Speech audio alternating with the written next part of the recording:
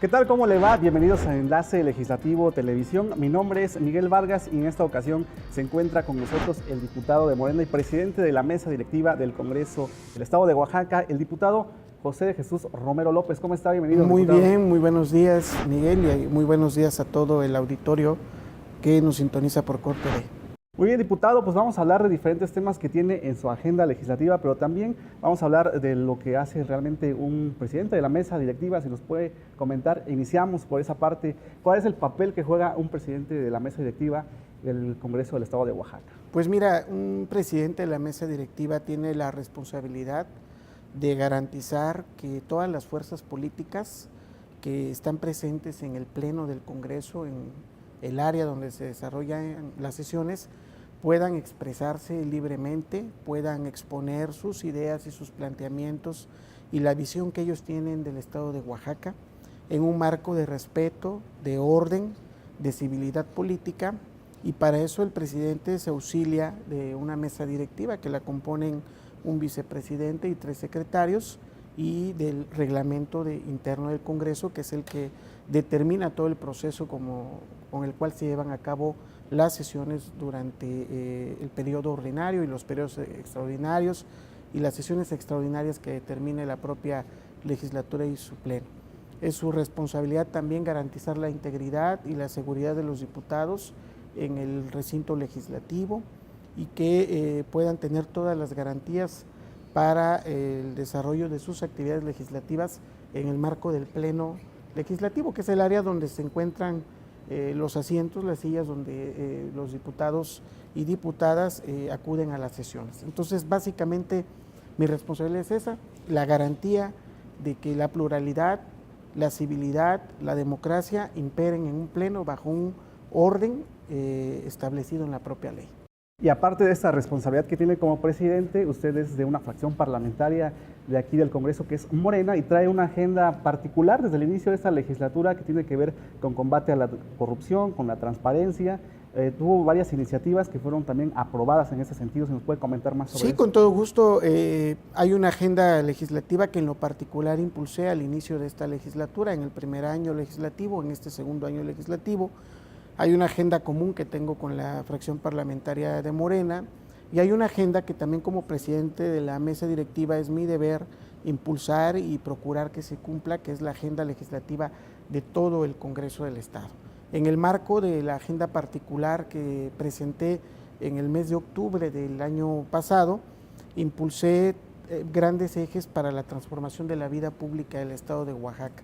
El primero tuvo que ver con una lucha contra los privilegios para la clase política oaxaqueña, los privilegios para quienes ejercen un cargo público, una serie de leyes, de iniciativas que buscan romper estos privilegios de los servidores públicos que no debieran seguir manteniendo, y impulsé este eje. El segundo eje fue la transparencia, la rendición de cuentas en todas las dependencias del gobierno del Estado, en los poderes, en los órganos autónomos.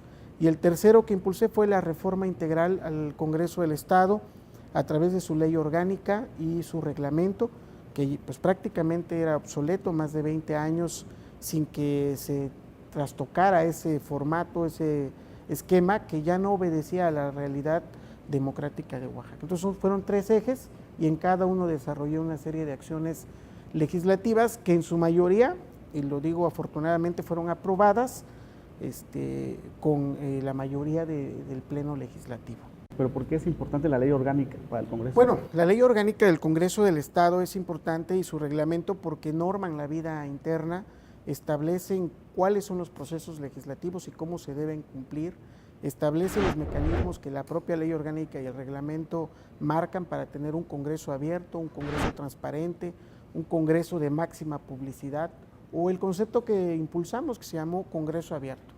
Es decir, la reforma de la ley orgánica y el reglamento lo que determinó es la posibilidad de que los ciudadanos sepan qué ocurre en el Congreso del Estado, que no siga siendo una caja negra donde el ciudadano no sepa si su diputado acude a las sesiones, si promueve iniciativas, si sesiona en las comisiones, si se emiten leyes y reglamentos, si se puede tener acceso efectivo a la publicación de estos en las páginas, que se sepa qué se hace con el dinero de los oaxaqueños en el ejercicio legislativo, qué fin tiene, para que no vuelvan a ocurrir circunstancias pues deplorables donde el dinero público, porque es dinero de los oaxaqueños, se utiliza con fines de enriquecimiento personal de algún legislador o de un grupo de legisladores. Entonces, modificar el reglamento y la ley orgánica permite que haya más transparencia, más rendición de cuentas y el ciudadano pueda conocer qué está haciendo su diputado desde las iniciativas, su discusión, su análisis, su votación,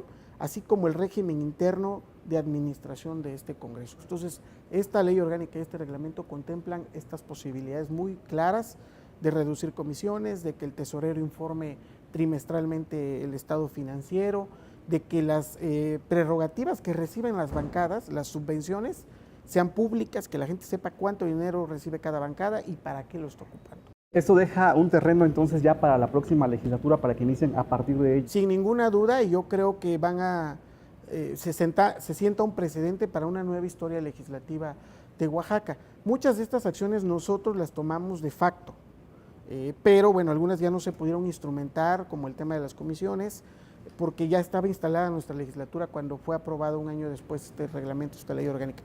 Dejamos de manera clara y concreta en la práctica varias, y ya de manera legal tendrá la siguiente legislatura que cumplirlas a cabalidad y tendrá que hacer seguramente más propuestas progresistas para que la gente sepa qué ocurre en su Congreso. Y parte de esa transparencia de la que habla, la pudimos ver hace unas semanas con la instalación, por ejemplo, del el estado electrónico que ya vemos en las sesiones, donde vienen qué diputado participa y la intención también del voto, ¿no? Claro, para algunos pudiera parecer un exceso la inversión, pero yo creo que entre más el ciudadano sepa lo que ocurre en el Congreso, que sea pública la votación, que la gente sepa si un diputado vota una iniciativa, un dictamen o alguna ley que afecta al pueblo, pues se vea el nombre y apellido y ya no sean estas sesiones donde el voto es a escondidas, con la mano oculta, o si un diputado se sale por no querer cumplir con un mandato ciudadano para querer cumplir con otro tipo de mandatos, pues ya el tablero electrónico es muy claro, se ve la foto, qué diputado votó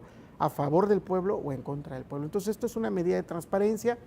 También hemos observado que se desarrolló el Congreso Radio, ya tenemos un espacio de radio aquí en el Congreso, se firmó un convenio con CorTV que está transmitiendo estos programas, que ojalá más adelante en la medida del Congreso abierto se puedan transmitir las sesiones, y esto va a obligar a los diputados a dar un buen papel, un buen debate, a que se preparen, a que opinen, porque si no el ciudadano pues va a poder cuestionar y señalar el papel de sus legisladores y cómo están cumpliendo con la responsabilidad para la que se les paga. Oye, diputado, ¿y cumplieron los legisladores con estas declaraciones que realizaban de la ley de 3 de 3? Bueno, ya es una obligatoriedad. Quiero decirte que no es un ánimo de presunción, pero soy el único diputado de los 42 que presentó y actualizó su declaración 3 de 3. Mis compañeros lo hicieron ante el órgano interno de control, la ley así lo establece por ahora, pero ya hay medidas legales también que están obligando a cumplir con la 3 de 3 y yo convoco pues, a todo aquel que tenga una responsabilidad, no solo en el Congreso, sino en cualquier órgano autónomo, en el Poder Ejecutivo y Judicial, a que cumplamos esta tarea de informar. Digo, hay cuestionamientos, hay señalamientos, pero es mejor hacer y cumplir la ley y ser transparentes no solo en el dicho o en las iniciativas, sino en las propias reformas y en la conducta que uno pueda asumir. Y por eso he cumplido con mi 3 de 3, tendré que hacer el cierre ahora en noviembre para informar qué estado guarda mi estado patrimonial, financiero, y de declaración de impuestos y de intereses. Y por otra parte, en esta legislatura, ¿qué pasó con el fuero? Bueno, en el primer eje que te comentaba que impulsé la lucha contra los privilegios, logramos proponer que el fuero se eliminara.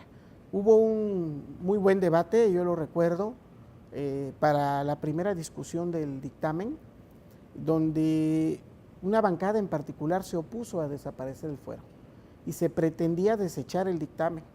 Intervine y propuse que reserváramos la discusión y generáramos las condiciones del diálogo, del debate con todas las fuerzas políticas, y afortunadamente la tendencia nacional empujó a que aquí en el Estado la mayoría legislativa priista entendiera las razones de eliminar el fuero, que el Ejecutivo enviara una iniciativa y logramos consensar todas las fracciones 3 meses después, si no me equivoco, la eliminación del fuero en Oaxaca. Entonces, en este primer eje que fue la lucha contra los privilegios, logramos impulsar la eliminación del fuero. Yo renuncié días antes a la discusión del dictamen y su aprobación al fuero a través de un documento público que dirigía al presidente de la mesa directiva, Samuel Gurrión. Tuve una respuesta de que el fuero era irrenunciable, sin embargo fue una medida política que creo que pudo ayudar. Y bueno, también impulsé en la lucha contra los privilegios que se acabaran las pensiones vitalicias a los exgobernadores. Hoy en Oaxaca la Constitución establece la prohibición expresa de que algún recurso público, algún bien público, vehículos, algún elemento de seguridad pública o trabajador del gobierno del Estado pueda estar colaborando o dándole atención a los exgobernadores del Estado de Oaxaca. Entonces no hay ni vehículos ni recursos, y funcionario que lo haga, que lo realice, estará violando la Constitución del Estado, que es muy clara y que señala con mucha puntualidad que los privilegios a los exgobernadores están prohibidos. Entonces, fue el fuero, fue la lucha contra los privilegios y algunas otras reformas que impactaron en este sentido de nuestra agenda antiprivilegios en el Estado de Oaxaca. Muy bien, diputado. Vamos a continuar hablando con el legislador Jesús Romero López. Vamos a una pausa promocional y regresamos a Enlace Legislativo Televisión.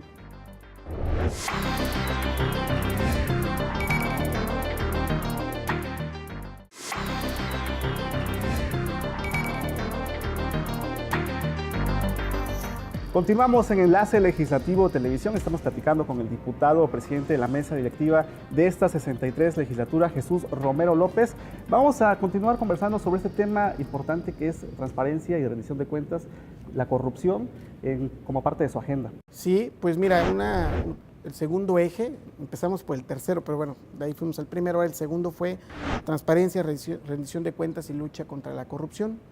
Ahí constituimos 2 iniciativas sustanciales.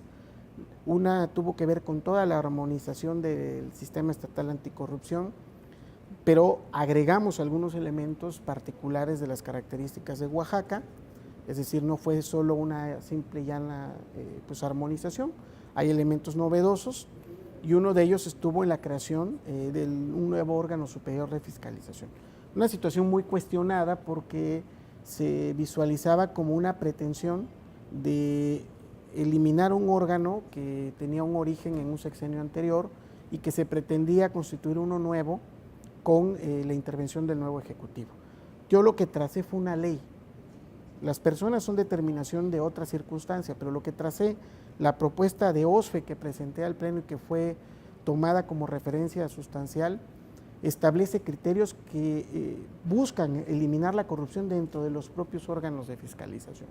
O sea, en el sistema anticorrupción logramos incorporar la figura de un nuevo órgano de fiscalización con más atribuciones, le pusimos dientes al órgano de fiscalización y establecimos algunos criterios como el de los auditores especiales que evitan que los subauditores nombrados por el Congreso, que sí son los que realizan las auditorías, sean quienes al final de cuentas también solventan las auditorías que se realizan hacia las autoridades. ¿A qué voy?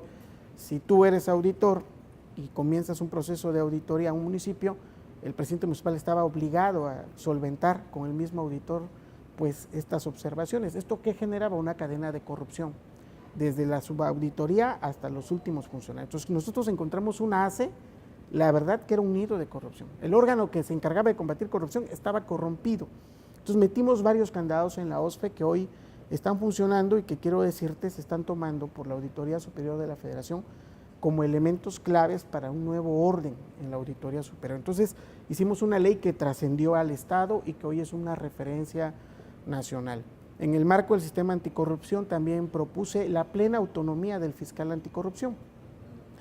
Fue rechazada, el fiscal anticorrupción no tuvo plena autonomía, sin embargo, meses después acaba de ocurrir una reforma de nueva cuenta, donde se retomó nuestra iniciativa y se le dota al fiscal anticorrupción de plena autonomía, porque no puede haber combate a la corrupción si el fiscal anticorrupción está sometido a cuestiones financieras, técnicas o administrativas. Entonces, determinamos una Fiscalía Anticorrupción autónoma, un organismo superior de fiscalización con dientes, con capacidad de persecución de quien cometa corrupción, y empujamos a un consejo ciudadano para combate a la corrupción que pudiera cumplir con sus objetivos y sus metas.